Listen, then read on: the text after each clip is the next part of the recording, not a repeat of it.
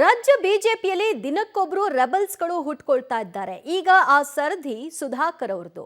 ಸದ್ಯ ಸುಧಾಕರ್ ವಿಜೇಂದ್ರ ವಿರುದ್ಧ ಅಸಮಾಧಾನಗೊಂಡಿದ್ದಾರೆ. ಯತ್ನಾಳ್ ಟೀಮ್ ಬಳಿಕ ಸುಧಾಕರ್ ಸಿಡಿದೆದ್ದಿದ್ದಾರೆ.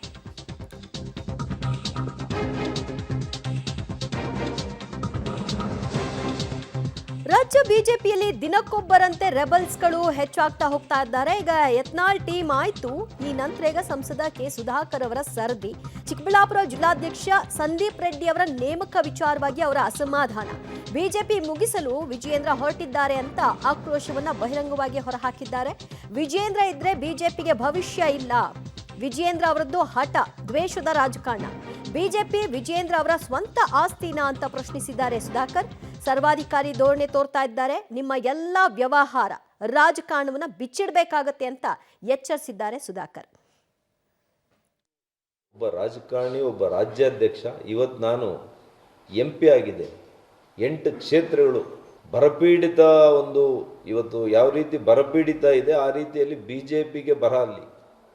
ಅಂಥ ಕಡೆ ನಾನು ಕಾಂಗ್ರೆಸ್ ಸರ್ಕಾರ ಇರುವಂಥ ಕಾಲದಲ್ಲಿ, ಪ್ರತಿಕೂಲ ಹವಾಮಾನ ಇದ್ದಂಥ, ರಾಜಕೀಯ ಹವಾಮಾನ ಇದ್ದಂಥ ಕಾಲದಲ್ಲಿ ನಾನು ಇಷ್ಟು ಮತಗಳಲ್ಲಿ ಗೆದ್ದಿದ್ದೇನೆ.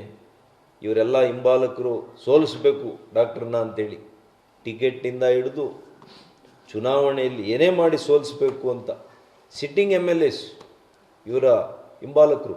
ಅವ್ರು ತಗೊಂಡಿರೋದಕ್ಕಿಂತ ಜಾಸ್ತಿ ತಗೊಂಡೆ, ಅದು ಬೇರೆ ವಿಚಾರ. ಅದು ನಮ್ಮ ರಾಜಕೀಯ, ನಮ್ಮ ಅನುಭವ, ನಮ್ಮ ಮೇಲೆ ಪ್ರೀತಿ ಇಟ್ಟಿರ್ತಕ್ಕಂಥ ನಮ್ಮ ಜನತೆ, ಭಗವಂತನ ಆಶೀರ್ವಾದ, ಇದರಿಂದ ಅದೇ. ಹಾಗಾಗಿ ಇವತ್ತು ಸೌಜನ್ಯಕ್ಕೆ ಕೂಡ ಅವ್ರು ನನ್ನ ಜೊತೆ ಚರ್ಚೆ ಮಾಡಿಲ್ಲ ಇಲ್ಲಿವರೆಗೂ. ನಾನೇ ಅವರಿಗೆ ಫೋನ್ ಮಾಡಿದ್ದೇನೆ ಕಳೆದ 10 ದಿವಸದಲ್ಲಿ. ಫೋನ್ ರೆಸ್ಪಾಂಡ್ ಮಾಡಲ್ಲ, ಮೆಸೇಜ್ಗೆ ಉತ್ತರ ಕೊಡಲ್ಲ. 2 ಸಲ ಅಪಾಯಿಂಟ್ಮೆಂಟ್ ನಿಗದಿ ಮಾಡಿದರು, ಮತ್ತೆ ಅಪಾಯಿಂಟ್ಮೆಂಟ್ ಮುಂದಕ್ಕೆ ಹಾಕಿದರು. 2-3 ದಿನ ಆದಮೇಲೆ ಸಿಗ್ತೀನಿ. ಮಾನ್ಯ ನಡ್ಡಾಜಿಯವರಿಗೆ ನಾನು ಒಂದು ಮೆಸೇಜ್ ಕಳಿಸಿದರೆ ತಕ್ಷಣ ಅವ್ರು ನನಗೆ ಅಪಾಯಿಂಟ್ಮೆಂಟ್ ಕೊಡ್ತಾರೆ. RSS ಸಂಘಗಳಲ್ಲಿ ನಮಗೆ ಅಪಾಯಿಂಟ್ಮೆಂಟ್ ಕೇಳಿದರೆ ಪಾಪ ಕೊಡ್ತಾರೆ. ಎಂಥ ಹಿರಿಯ ಮುಖಂಡರುಗಳು ನಮಗೆ ಅಪಾಯಿಂಟ್ಮೆಂಟ್ ಕೊಡ್ತಾರೆ, ಕೇಳ್ತಾರೆ, ಸಮಾಲೋಚನೆ ಮಾಡ್ಕೊಂಡು ಏನೋ ಒಂದು ತೀರ್ಮಾನ ತಗೊಳ್ತಾರೆ. ಇಲ್ಲಿ ಸಮಾಲೋಚನೆನೇ ಇಲ್ಲ.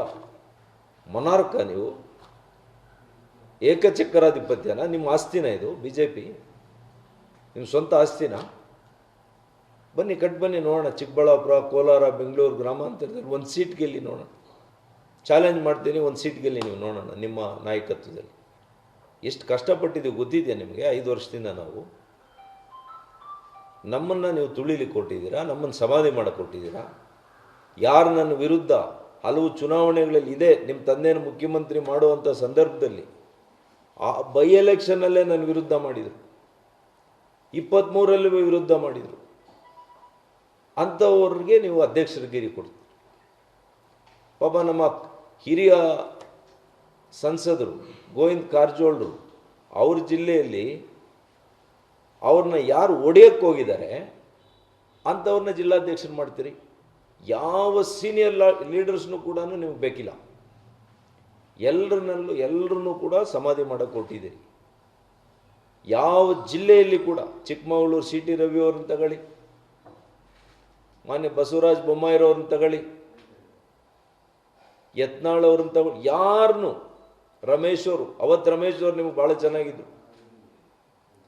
ರಮೇಶ್ ಅವ್ರನ್ನ ಹಾಕಿ ಮುಗಿಸ್ಬಿಟ್ರು, ಸಮಾಧಿ ಮಾಡಿದ್ದೀರಿ. ಇವತ್ತು ಯಾವ ಮುಖಂಡರನ್ನ ಬಿಡ್ತಾ ಇದ್ದೀರಿ ನೀವು? ಯಾವ ಜಿಲ್ಲೆಯಲ್ಲಿ ಬಿಡ್ತಾ ಇದ್ದೀರಿ? ನನಗೂ ಕೂಡ ಸಮಾಧಾನದ ಇದು ಮುಗಿದೋಯ್ತು. ಈಗ ಇನ್ನು ಯುದ್ಧ.